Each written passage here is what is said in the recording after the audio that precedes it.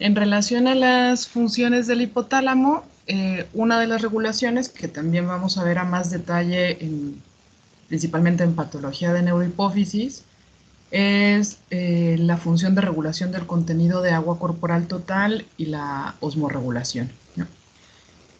Cambios tan pequeñitos del 1% en relación a la osmolalidad plasmática, eso generan a nivel del órgano subfornical y el órgano vasculoso, que recuerden, en ese sitio no hay membrana hematoencefálica, se encuentran osmorreceptores que lo que van a generar es regular de esta manera, a través de los núcleos supraóptico y paraventricular, la síntesis y la liberación de vasopresina o la hormona antidiurética, y además de regular esa síntesis y liberación, que lo que va a condicionar la hormona antidiurética es retención de agua a nivel del túbulo contorneado renal.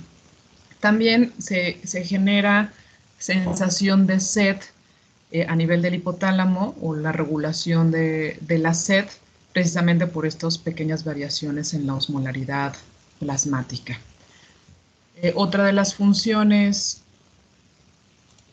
del hipotálamo, hablando de forma muy general, es la regulación de la temperatura, que ya íbamos viendo que en diferentes regiones, núcleos se encargan de la termorregulación, ya sea que el incremento de la temperatura en el hipotálamo posterior, también junto con el tallo cerebral, la médula espinal, que generan principalmente vasoconstricción, piloerección, cambios en la frecuencia cardíaca, lo que genera una elevación del metabolismo basal y por lo tanto un incremento de la temperatura. Y también regulación en relación a la disminución de la temperatura, esto principalmente dado por el hipotálamo anterior, el centro de la respiración y cardiovascular, y que van generando principalmente a nivel periférico vasodilatación y sudoración para lograr disminuir esa temperatura. En otras funciones del hipotálamo se encuentra la regulación de la ingesta de alimentos, porque recordar que ahí se encuentra tanto el centro de la saciedad y el centro del hambre.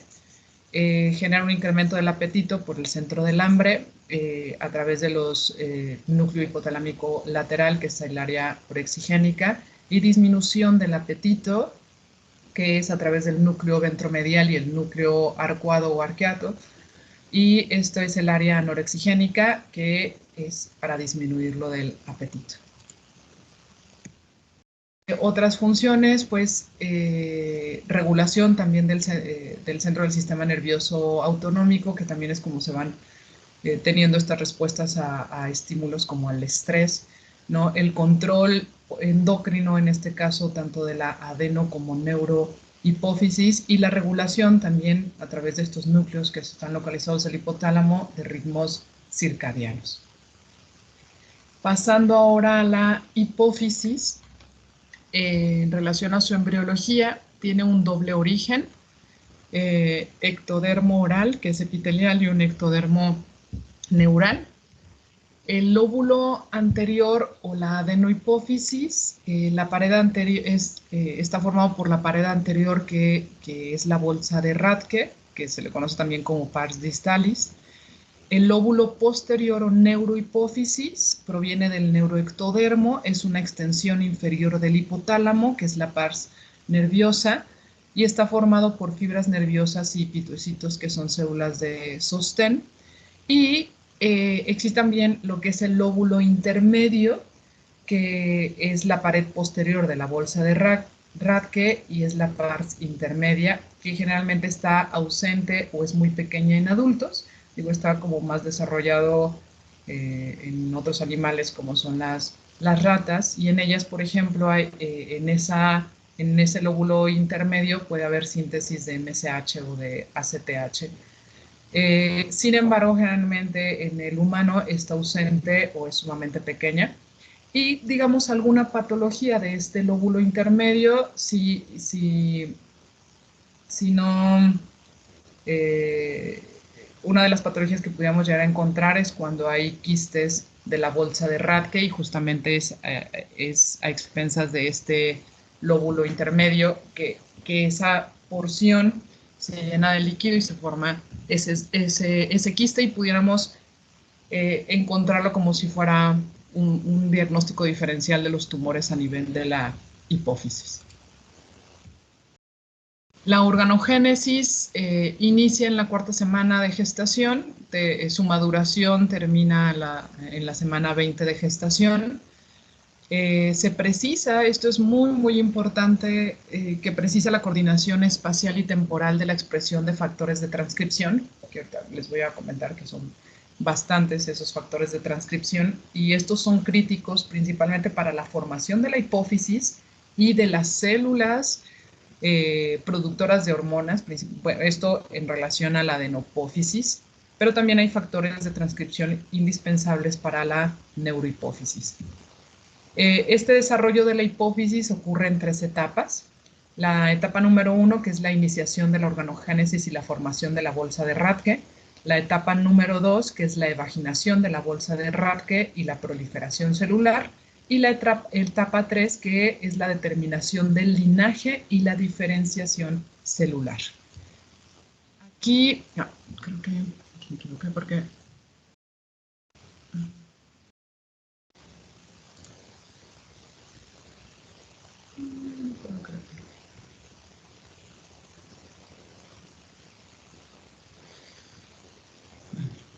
Bueno.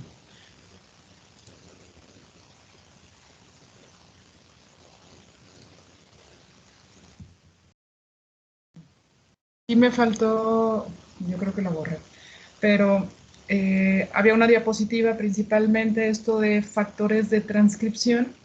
Estos son críticos y hay diferentes y muchos factores de transcripción que lo que van a ayudar es de que a este grupo de células van a actuar diferentes factores de transcripción y van a ayudar a determinar si va a ser un corticotropo, si va a ser un tirotropo esa célula, si va a ser un somatotropo, y en base a eso pues va a ayudar a la formación de las diferentes células que se localizan a nivel de la adenohipófisis.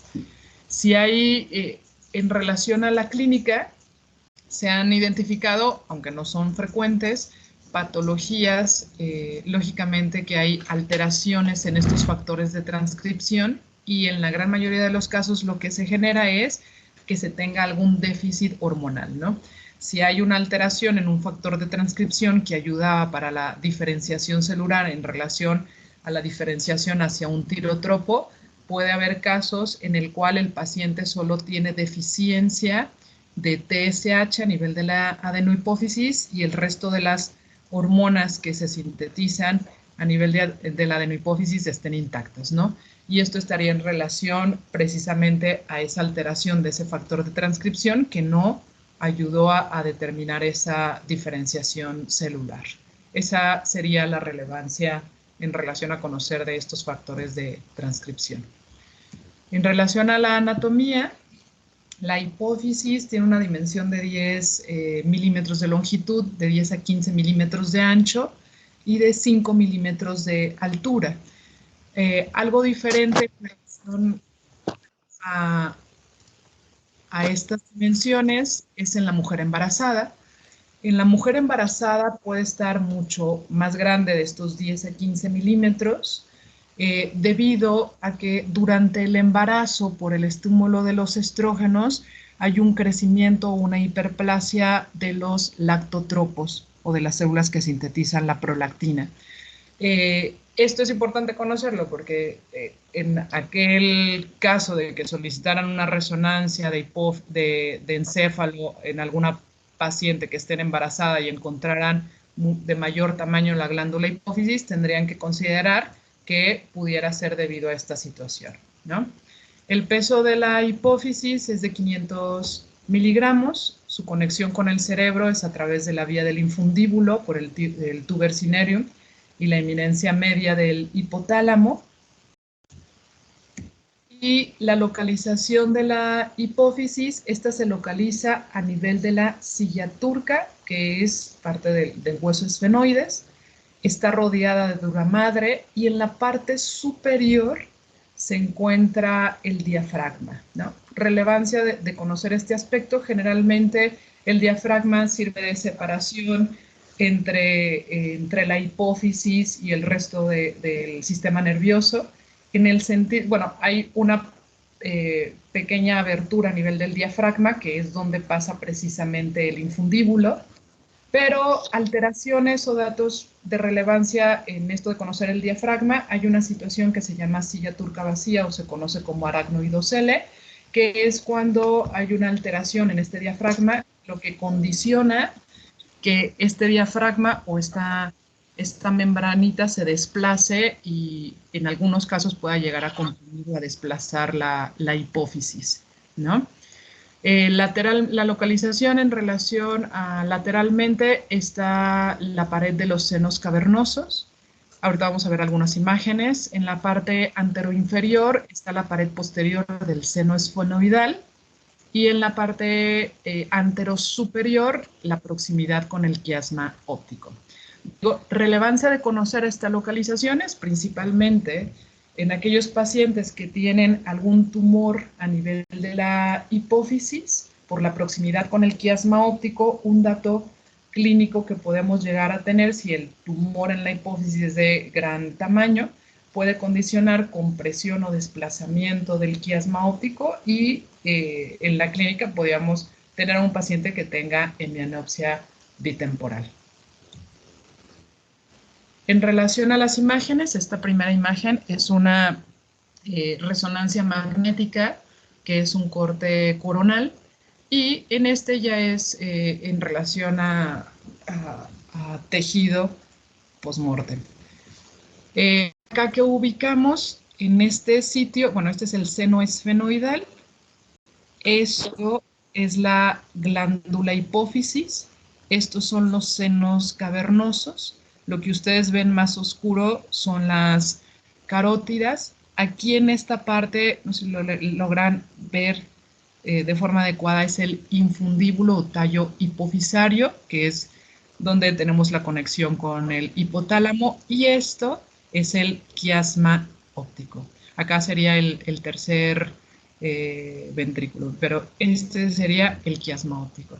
Esto es en un corte coronal. De la misma manera, acá lo que encontramos es la hipófisis, los senos cavernosos, esto sería la arteria carótida, el seno esfenoidal, el quiasma óptico, bueno, este es hipófisis, este es el tallo hipofisario y esto es el quiasma óptico y el tercer ventrículo. Eso es en un corte coronal. Este es en un corte sagital, ahí un poquito pixeleada la imagen, pero ahorita creo que tengo otra imagen mucho mejor, pero este es un corte sagital, como les decía. Acá sería el seno cavernoso. A este nivel tenemos la hipófisis, este sería la adenohipófisis y esta es la neurohipófisis. Este es el tallo hipofisario que va a conectarse con el hipotálamo. Acá están los cuerpos mamilares. Y este de aquí es el quiasma óptico, ¿no? Este es en un corte sagital. Aquí tenemos un corte sagital nuevamente y este es un corte coronal. Y lo que encontramos aquí en el corte sagital, esta es la adenohipófisis, esta es la neurohipófisis, aquí estaría el tallo hipofisario, acá estaría el hipotálamo, este es el quiasma óptico, en esta parte es el seno esfenoidal, y en el corte coronal nuevamente tenemos a la hipófisis, a los senos cavernosos, está la arteria carótida, este es el tallo hipofisario o infundíbulo, este es el quiasma óptico, acá está el tercer ventrículo, ¿no? Esto es importante, vamos a verlo principalmente en las patologías que involucran hipófisis, el estudio idóneo para estudiar hipófisis en relación a estudio de imagen es precisamente la resonancia magnética. Y ese es el motivo también de, hablando de anatomía, sobre todo que conozcan las estructuras que rodean o que están cerca de la hipófisis.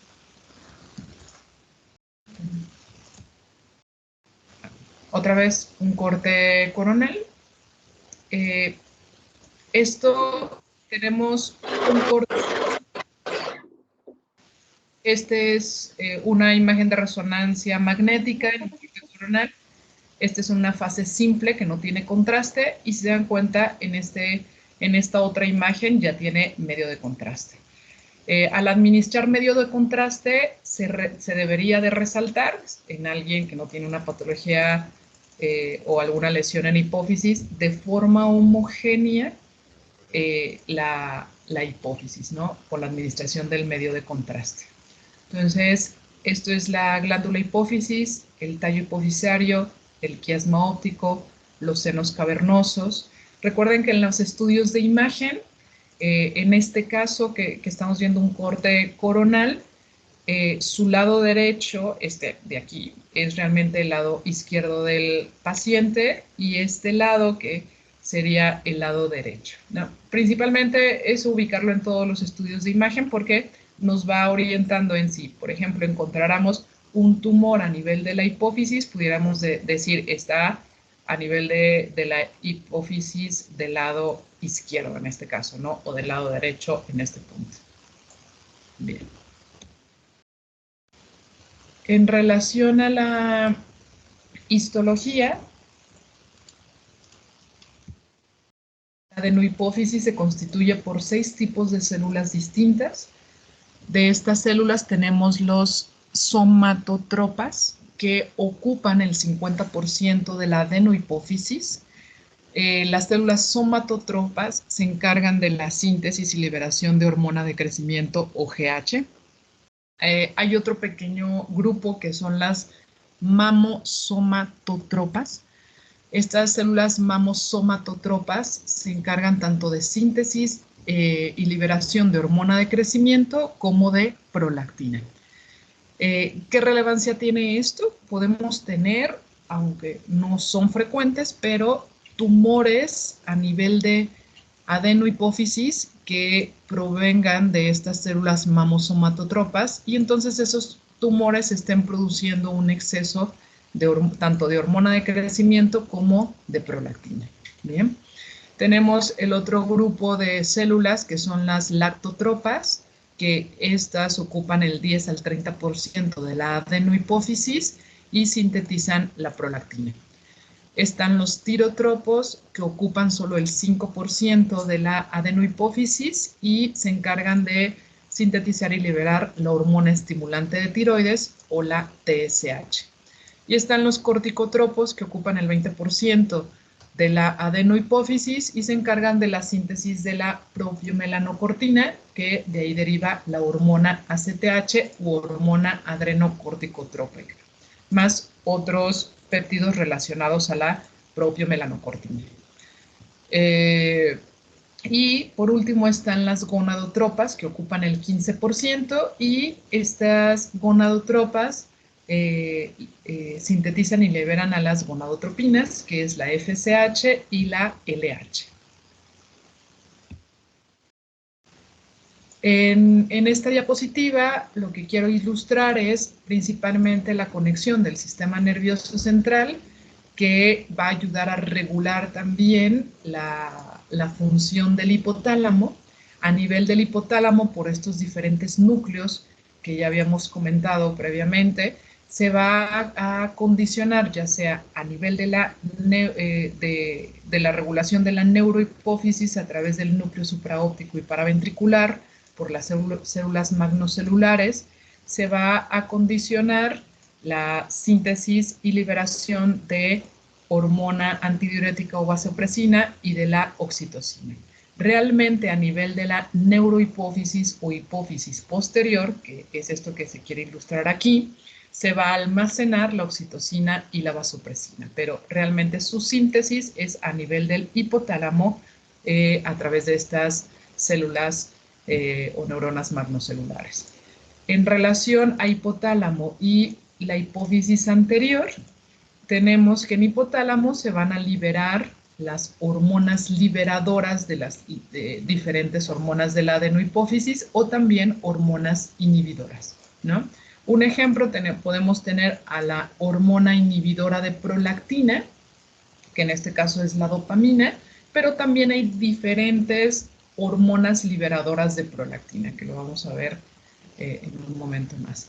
Y tenemos la síntesis y liberación a nivel del hipotálamo de la hormona liberadora de tirotropina, la hormona liberadora de corticotropina, la hormona liberadora de hormona de crecimiento, la hormona inhibidora de hormona de crecimiento, que es la somatostatina, y la hormona liberadora de gonadotropinas.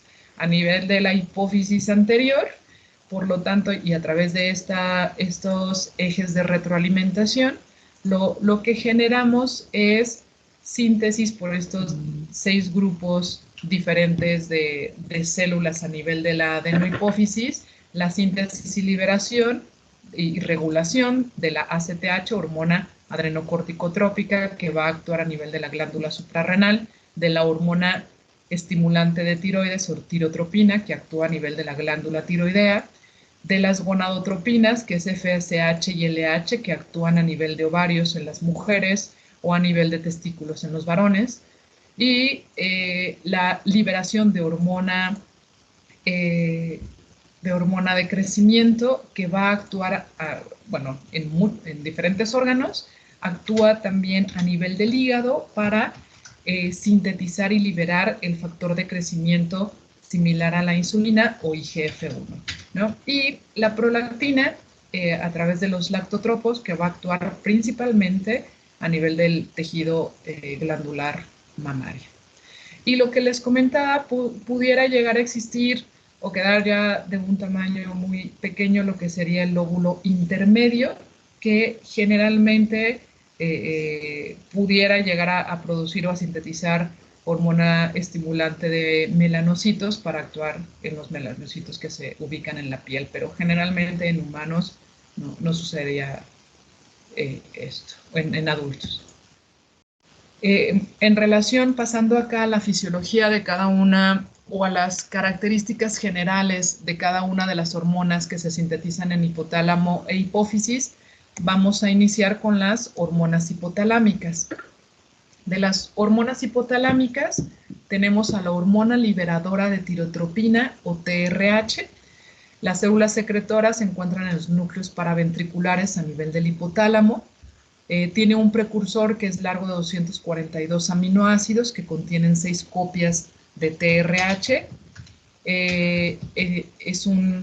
El precursor es de 246 aminoácidos y como tal ya la TRH es un tripéptido. Su función principal es estimular la secreción de la hormona estimulante de tiroides a nivel de la adenohipófisis, pero un punto importante y que hay que llevar a la clínica es también un potente liberador de prolactina. ¿Qué relevancia clínica tiene esto? Porque si tenemos a un paciente que tiene un hipotiroidismo primario, que decimos que un hipotiroidismo primario es porque la glándula tiroides es donde está el problema, entonces uno espera que hipotálamo y hipófisis estén íntegros y que por lo tanto tengamos una mayor liberación de TRH. Y si sabemos ya con esto que la TRH es un potente liberador de prolactina, entonces podemos tener que en aquellos pacientes con hipotiroidismo primario que aún no reciben tratamiento y no están controlados, la TRH puede condicionar liberación de prolactina. Y si en ese paciente se nos ocurriera medir, además del perfil tiroideo, niveles de prolactina, pudiéramos encontrar también elevación de prolactina, pero pudiéramos asociar que en este caso sería porque el hipotiroidismo es primario y no está siendo controlado, ¿no? Ya al momento de iniciar tratamiento para el hipotiroidismo con hormonas tiroideas, si esta elevación de prolactina es por el hipotiroidismo primario, pues debería de normalizarse los niveles de prolactina porque ya se reguló la liberación de TRH. Eso sería como la relevancia clínica a tener en cuenta cuando nosotros evaluemos a pacientes con elevación de prolactina. Por lo tanto, si me llega un paciente con elevación de prolactina o hiperprolactinemia, uno de los puntos importantes es solicitar un perfil tiroideo para descartar que no tenga un hipotiroidismo primario que me esté condicionando esta elevación de prolactina. Otras localizaciones donde se encuentran, de hecho, hasta receptores de TRH o hasta síntesis de TRH, que hasta lo han considerado como también un neurotransmisor, es en la corteza cerebral, en estructuras circunventriculares, en la neurohipófisis, en la glándula pineal, en la médula espinal, en los islotes pancreáticos y en el tracto gastrointestinal. Y es por eso que también lo han considerado no nada más una hormona, sino también un neuromodulador o un neurotransmisor que puede, lo que se le ha atribuido, actuar o regular la termorregulación. Tenemos a la hormona liberadora de corticotropina, o que viene siendo la CRH. Esta se sintetiza a nivel de la célula, sus células secretoras se encuentran en la porción anterior de los núcleos paraventriculares. Está compuesta por 41 aminoácidos. Su función principal es estimular la secreción hipofisiaria de ACTH o la hormona adrenocorticotrópica, pero pues previo a esto, lógicamente, es al estimular a la propiomelanocortina, que justamente de esta propiomelanocortina deriva la ACTH y otros péptidos. Otras localizaciones que también se ha visto que hay CRH es también a nivel de la corteza cerebral, a nivel del sistema límbico y a nivel de la médula espinal. Y esto se ha asociado, ya que ayuda a esta CRH, que recuerden que principalmente al regular el eje hipotálamo, hipófisis, glándula suprarrenal, que una de sus funciones principales es el manejo de situaciones de estrés, ¿no? Esto a través del incremento de la actividad también del sistema nervioso simpático, de la liberación de adrenalina, noradrenalina, en relación de que si ese paciente tiene una situación de estrés, pues tenga una respuesta adecuada de estrés, generando todos estos cambios. La hormona liberadora de gonadotropinas, que es la GnRH, o también se le ubica como LHRH.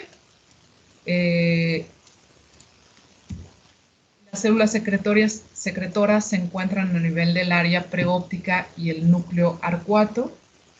Es un decapéptido, su precursora es la ProGnRH de 92 aminoácidos, que es la prehormona.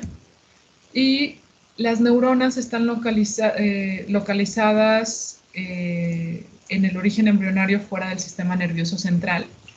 Y realmente estas neuronas derivan de la placoda olfatoria, y durante el desarrollo embrionario ya migran estas neuronas hacia el hipotálamo.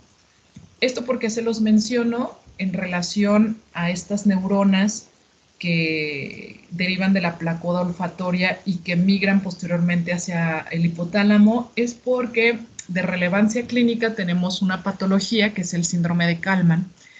En el síndrome de Kallmann hay esta alteración en relación al origen embrionario.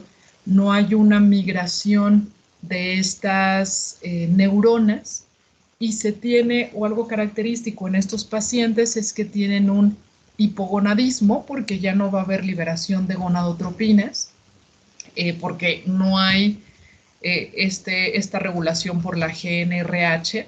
Y otro punto característico por lo de la placoda olfatoria, que estos pacientes se pueden acompañar de trastornos en relación al olfato, que pudieran ser anosmia o hiposmia. Entonces, generalmente si nos llega un paciente que tiene hipogonadismo, que ese hipogonadismo es secundario o central, y además detectamos o identificamos que tiene anosmia o hiposmia, lógicamente ahí o la principal sospecha diagnóstica que tendríamos sería este síndrome de Kallmann. La función de la GnRH pues es estimular la secreción de las gonadotropinas, que es LH y FSH. Esta GnRH se libera en forma de pulsos, y estos pulsos están regulados por las hormonas esteroides.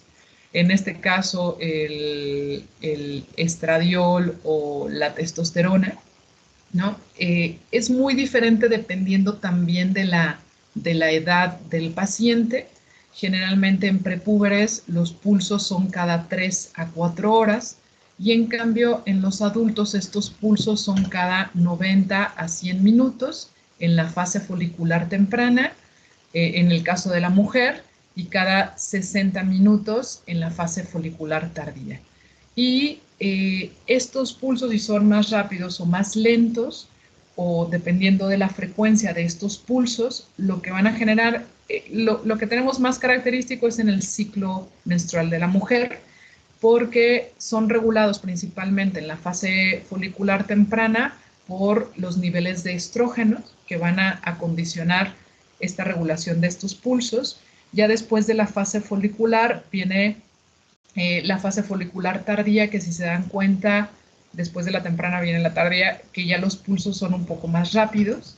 Y eso es para generar una mayor liberación de LH. Bueno, en la primera fase sería más FSH, pero en esto que los pulsos son más rápidos es para la liberación de LH y para condicionar la ovulación, ¿no? Y posteriormente de la ovulación, pues ya viene la fase lútea, y en relación a la fase lútea va a depender si hay embarazo, hay fecundación o no hay fecundación, y en base a eso se va regulando de la misma manera la liberación de LH y FSH para, en este caso, poner en condiciones adecuadas el endometrio si hay una fecundación y la implantación, o en dado caso de que no haya una fecundación, principalmente para regular, en este caso ya sería lo del sangrado menstrual. Vemos principalmente estos pulsos muy importantes en este ciclo menstrual.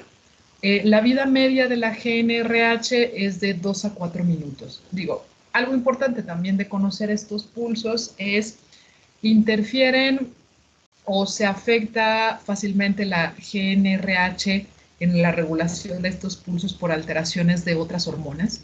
Por ejemplo, un exceso de prolactina también puede condicionar alteración en estos pulsos de GnRH y por lo tanto en aquellos pacientes con hiperprolactinemia podemos encontrar que tienen ciclos menstruales irregulares o simplemente dejaron de menstruar, y es precisamente porque la prolactina puede actuar en estos pulsos. Los receptores de GnRH los encontramos en gonadotropos, en las gónadas, en placenta, en tejido adrenal, en tumores de mama y en sistema nervioso central. Viene la dopamina, que esta también se le conoce como la hormona inhibidora de prolactina o PIH. En relación a la dopamina, que ya eso también era una de las correcciones que les había comentado al inicio de la clase, deriva de la tirosina, la gran mayoría, pero también puede ser sintetizada indirectamente a través de la fenilalanina. Las células que la secretan es principalmente el sistema dopaminérgico tuberoinfundibular, el núcleo arcuato, y lo que condicionan estas neuronas que se encuentran en el núcleo arcuato es su liberación a través de la eminencia media para, en este caso, inhibir a los lactotropos para la liberación o síntesis de prolactina. Su función principal es inhibir a la prolactina. Los lactotropos tienen receptores de dopamina, hay diferentes tipos de receptores del 1 al 5, pero principalmente en los lactotropos se encuentra el receptor de dopamina subtipo 2. ¿Esto por qué se los menciono? Porque va a ser importante en patologías de hipófisis. Están unos medicamentos que son los agonistas de la dopamina, que actúan principalmente también en estos receptores, y principalmente eso se da para tumores que son productores de prolactina. Bien, la importancia principalmente de conocer esto es más por los tipos de tratamientos que utilizamos y dónde actúan. Y lo que hace es inhibir la síntesis principalmente de prolactina, afectando la transcripción de los genes de prolactina. y también afecta la división celular y también afecta la liberación. Si ya la prolactina estaba almacenada en gránulos, también afecta la liberación de la prolactina.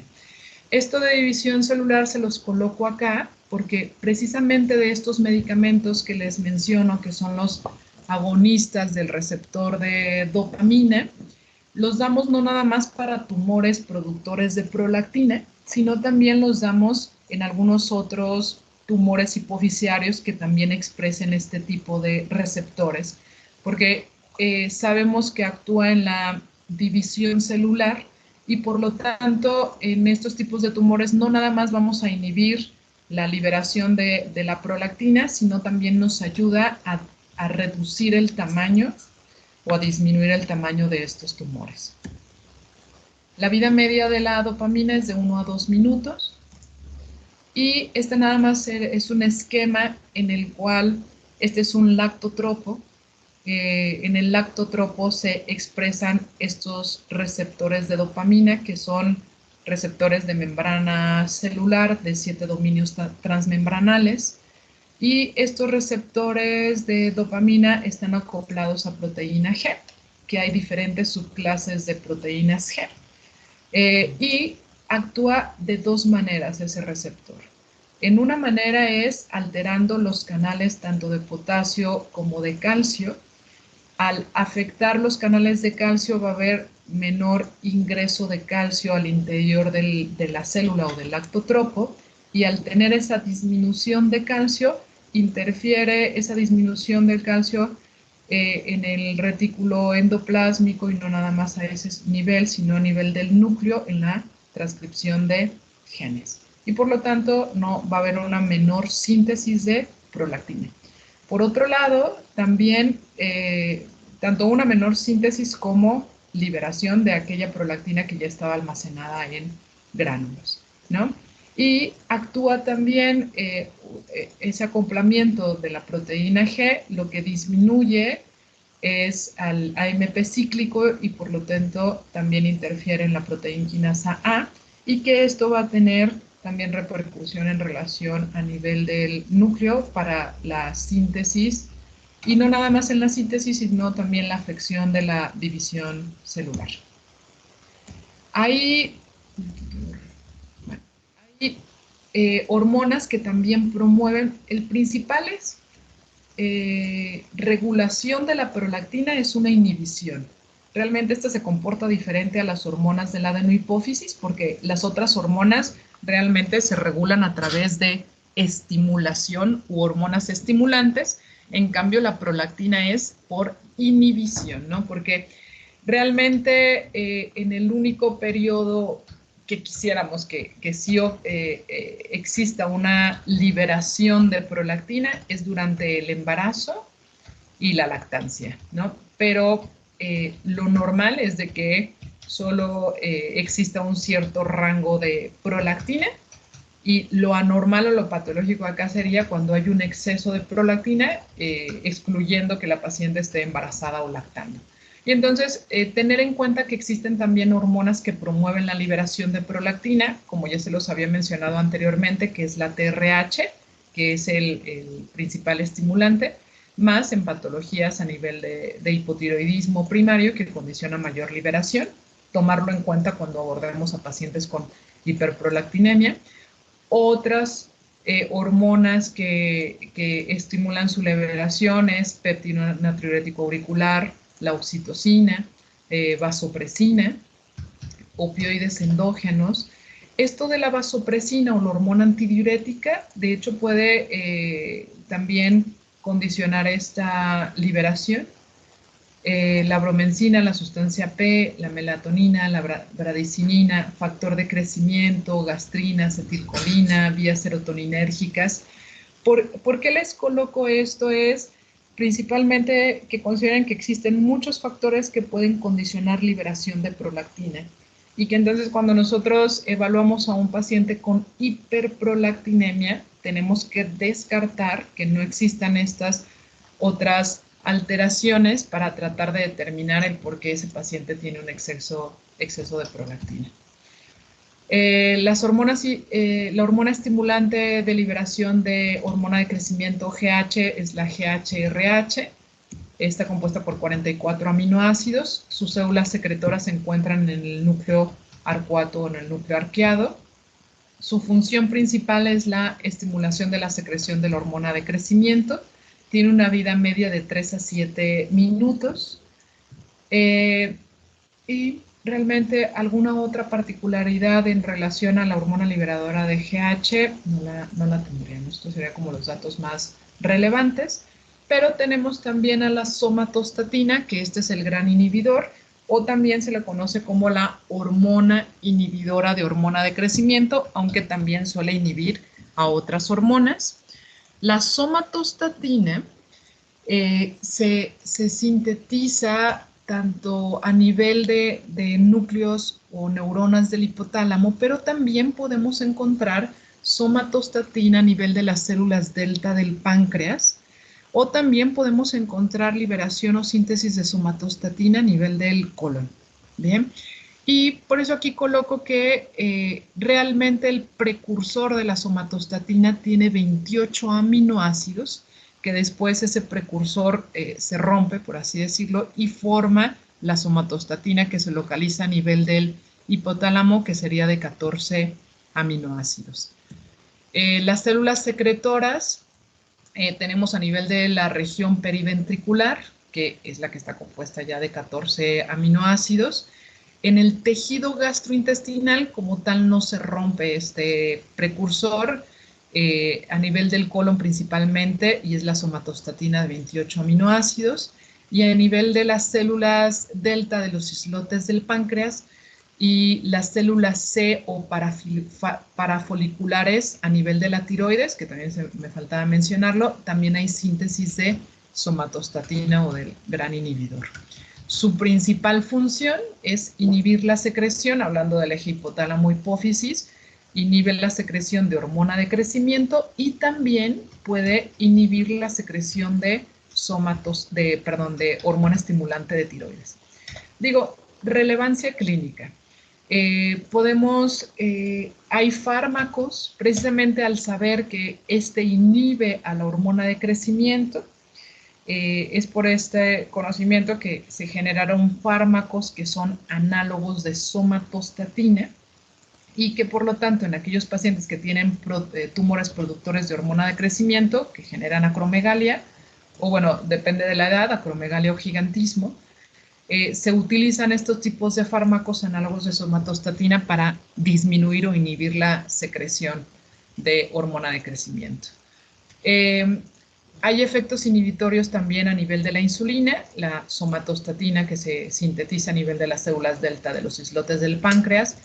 Habíamos puesto justamente previamente una regulación de la somatostatina, tanto de la insulina como el glucagón, para tratar de mantener una homeostasis en el balance de la glucosa. Tiene efectos inhibitorios también a nivel de la gastrina, a nivel de secretina y del péptido intestinal vasoactivo. Esto también, ¿por qué se los menciono? Porque hay tumores que pueden llegar a producir insulina, tumores que pueden llegar a producir un exceso de glucagón, tumores que pueden llegar a producir un exceso de gastrina, de secretina o de péptido intestinal vasoactivo, y precisamente se utilizan análogos de somatostatina para inhibir la síntesis de estas hormonas en ese tipo de tumores, que son conocidos como tumores neuroendocrinos. Tiene 5 diferentes subtipos de receptores. Estos son receptores de membrana. De la misma manera, eso para qué les menciono, precisamente porque hay diferentes fármacos que actúan en estos receptores, que a veces nada más actúan en 2 receptores, o hay un fármaco que actúa en los 5 receptores. Sobre todo se dan este tipo de fármaco para aquellos tumores, que principalmente para los tumores productores de hormona de crecimiento, sin embargo también se pueden utilizar para algún otro tipo de tumor. La vida media de la somatostatina es de 2 a 3 minutos. Esas son las hormonas hipotalámicas y vamos a pasar a las hormonas hipofisarias. De las hormonas hipofisarias tenemos las hormonas de la adenohipófisis. Ahí empezamos con la hormona estimulante de tiroides o tirotropina, que es la TSH. Esta está formada por una glucoproteína con dos cadenas. Tenemos la cadena alfa, que tiene una estructura semejante a la gonadotropina coriónica humana, a la FSH y a la LH, pero tiene una fracción específica que es la cadena beta. Las células precursoras tenemos proviene de los tirotropos a nivel de la adenohipófisis. Sus células blancos son las células foliculares a nivel de la glándula tiroides y su vida media es de 60 minutos. Su mecanismo de acción se une a su receptor de membrana, que está acoplado, es un receptor de 7 dominios transmembranales que se acopla a la proteína G y condiciona fosforilación de proteínas, pero principalmente la TSH está regulada a través de la hormona liberadora de tirotropina, que es en el hipotálamo, y la puede inhibir, como ya lo habíamos mencionado, la somatostatina, también la puede inhibir la dopamina y también la puede inhibir los glucocorticoides. ¿Por qué coloco acá, además de su inhibición dopamina y glucocorticoides? Relevancia clínica es de que en algunos pacientes que les estamos administrando glucocorticoides por vía intravenosa a dosis altas, este glucocorticoide me puede condicionar inhibición de TSH. Y cuando yo evalúo a mi paciente y encuentro que tiene una TSH baja, y a veces generalmente las hormonas tiroideas pueden permanecer dentro de rangos normales, tener en cuenta que este efecto pudiera ser o estar en relación a esa administración de glucocorticoides. La dopamina también, hay fármacos que los utilizamos principalmente en pacientes en estado crítico, en pacientes con alguna arritmia cardíaca, y tener en cuenta que si su administración me puede condicionar esta inhibición de liberación de TSH. Relevancia es más para que lo consideren o lo tomen en cuenta al momento de evaluar o poder interpretar un perfil tiroideo. Va a depender lógicamente de las características del paciente y de los fármacos que está recibiendo. Las concentraciones de T4 y de T3 tienen una retroalimentación, en este caso, en relación a liberación de TSH. Recordemos que la forma normal o fisiología normal es que se tenga una retroalimentación negativa. Sin embargo, podemos tener esta pérdida de retroalimentación negativa en el sentido de que si yo tengo un tumor productor de TSH, lo que me va a generar a nivel de la adenohipófisis, lo que me va a generar es que se esté estimulando además la glándula hipófisis y se eleven estas hormonas tiroideas, que lo que van a tratar este exceso de hormonas tiroideas actúa tanto en hipotálamo o adenohipófisis para tratar de regular la liberación de TRH y de TSH. Si el problema está en adenohipófisis por este tumor productor de TSH, por más elevados que estén los niveles de T4 y T3, no van a poder inhibir esa liberación o síntesis de TSH, ¿no? Pero las principales regulaciones de TSH es la TRH, somatostatina, la inhibición es a través de somatostatina y a través de dopamina o glucocorticoides. Las concentraciones de T4 y T3 también influyen en la concentración de TSH y es inversamente proporcional a las concentraciones de hormonas tiroideas. Depende también de si es patológico o no es patológico. Y la medición, generalmente actualmente sí podemos medir TSH. Si se dan cuenta, no les mencioné nada de si podemos medir o no hormonas a nivel del hipotálamo, porque generalmente es poco factible tener ese tipo de ensayos. Y se puede llegar a hacer a través de estudios de investigación, pero en la clínica, realmente en la clínica solo podemos medir las hormonas de adenohipófisis y las hormonas a nivel de las glándulas, ya sea endocrinas, ¿no? La medición es, como les decía, por ensayos inmunométricos ultrasensibles y Esto ya entra para que también lo vayan teniendo y es muy, muy importante. Un valor normal considerado de TSH va de 0.5.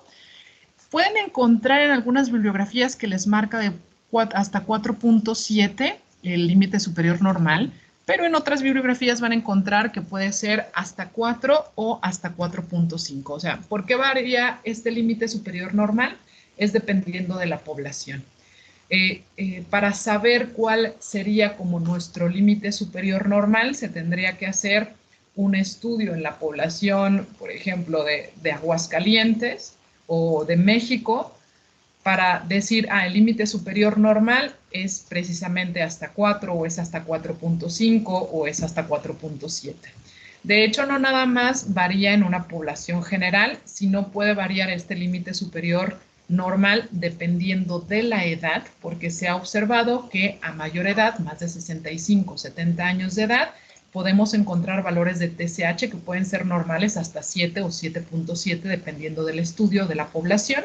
Y también podemos encontrar niveles de TSH un poco más elevados en relación al índice de masa corporal. En diferentes estudios se ha observado que a mayor índice de masa corporal tenemos un mayor nivel de TSH, ¿no? Pero a grosso modo consideramos normal la TSH de 0.5 a 4.5 de muy general, pero lo vamos a ir viendo en relación a patología tiroidea más adelante.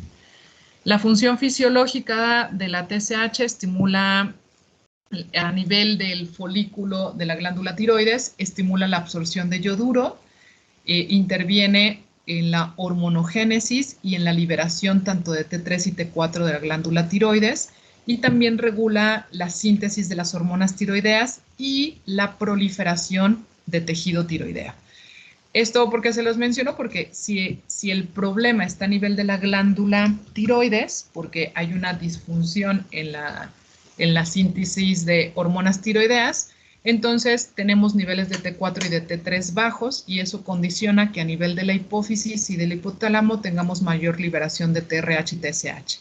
Y en algunos pacientes, la TSH lo que va a condicionar o lo que va a tratar de hacer es sintetizar más hormonas tiroideas y al tener ese exceso de TSH puede condicionar bocio o aumento del tamaño del tejido tiroideo. Y este es como tal el eje hipotálamo-hipófisis tiroides. A nivel del hipotálamo, TRH, hormona liberadora TSH. A nivel de la adenohipófisis, la hormona estimulante de tiroides, que va a actuar a nivel de la glándula, de los folículos de la glándula tiroidea, principalmente para la síntesis y liberación de hormonas tiroideas, que es T4 en mayor medida, un 80%, y T3 en un 20%. Y ya las hormonas tiroideas, que lo vamos a ver en el capítulo de patología tiroidea, van a actuar a nivel, principalmente son a nivel de receptores intracelulares, aunque se han documentado también receptores a nivel de la membrana celular, y el efecto es dado a través de las fracciones libres de T3, que sería a través de la transcripción de genes para actuar en el crecimiento, desarrollo a nivel cardiovascular, a nivel metabólico. Muy bien, nos vamos a quedar aquí en la hormona folículo estimulante y en la hormona luteinizante. Aquí vamos a parar y esto ya vamos a continuar el próximo lunes. No sé si tengan alguna duda o pregunta. Yo sí tengo una. Bueno, Sí. dos. Dime. Por ejemplo, ya ve que dijo que, bueno, es primero la historia clínica, ¿no? Y después son exámenes de laboratorio. Pero supongamos que en el examen de laboratorio sale la medición de la hormona en el límite superior. O sea, dijo que deberíamos de sospechar una hiperfunción. O en el caso contrario de que salga en el límite inferior, deberíamos sospechar una hipofunción. Y la pregunta es, en relación a eso, o sea, ¿cómo lo interpretaríamos? Igual y ahí les genere más bien confusión. Un punto es, nosotros en el abordaje de patologías del eje hipotálamo, hipófisis, gónadas, tenemos que medir en este caso, bueno, gonadas, siempre me acuerdo con gonadas. Bueno, glándula periférica endocrina, tenemos que medir la hormona que se sintetiza en esa glándula periférica y tenemos, en este caso no podemos medir las hormonas de hipotálamo, pero podemos medir las hormonas que están sintetizadas en adenohipófisis. Entonces, paso número 1 es, vemos cómo están los niveles de las hormonas tiroideas o de las gónadas, estradiol, testosterona o del cortisol. Y si esos valores, por ejemplo, en las hormonas tiroideas, encuentro T3 y T4 fracciones libres altas, mi respuesta a esas hormonas altas, voy a ver cómo está ahora mi segundo paso, cómo está respondiendo mi hipófisis, ¿no? Si encuentro bajas mis hormonas tiroideas y está alta la TSH, entonces ahí puedo ubicar que mi hipófisis está trabajando bien y que más bien el problema es a nivel de la tiroides. Lo que les mencionaba, bueno, lo que sí debe de estar, es que se interpreta, pero de forma global todo, ¿no? Tiene datos clínicos de sospecha, entonces yo como esperaría encontrar mi estudio bioquímico y si se correlaciona mis datos clínicos con mi estudio bioquímico. Y después, al interpretar mi estudio bioquímico es, ¿el problema lo tengo en la glándula periférica o lo tengo a nivel de sistema nervioso central? Repito esto, en los que se regulan eje hipotálamo hipófisis. Y ahí entra otro término, quizás un poco más complejo, pero utilizamos nosotros, en que si tengo una respuesta apropiada o inapropiada de mi hipófisis o de mi glándula periférica. En este sentido es, en base a eso voy interpretando mis valores. Lo que sí puedo encontrar inapropiadamente, que lo vamos a ver en patologías, niveles de hormonas hipofisiarias dentro de rangos normales, pero mis hormonas de glándulas periféricas estén bajas o estén altas, y yo prácticamente diga cuando interpreto el resultado, pero la TSH está dentro de rango normal, pero mis hormonas tiroideas están bajas. Ahí estoy teniendo una respuesta inadecuada de mi hipófisis porque yo esperaría que si mis hormonas tiroideas estén bajas, mi hormona estimulante de tiroides estuviera alta, ¿no? Esa sería como una respuesta esperada. Sin embargo, la estoy encontrando dentro del rango normal. Y ahí decimos, está la TSH inapropiadamente normal, cuando yo la debería esperar alta porque mis hormonas tiroideas están bajas, y ahí lo que me está indicando es para localizar dónde está el problema, que el problema estaría en hipófisis. O sea, yo sé que es un término un poquillo complejo, pero espero más adelante que vamos a ver justamente déficit hormonales de hipófisis, ponerles varios ejemplos, sobre todo para que quede como más claro. No sé si ayudé a contestar tu pregunta. Sí, doctora, muchas gracias. Y de nada. ¿Alguna otra duda o pregunta? Su presentación la subió a Teams ya, ¿verdad? ¿Esta segunda? Sí. No, no la he subido. Al rato la subo. Gracias. Muy bien. Bueno, entonces nos vemos el próximo lunes para continuar con la unidad número 2. ¿Bien? Hasta luego. Gracias, doctora. Sí. Gracias. Gracias, doctora. Gracias, doctora.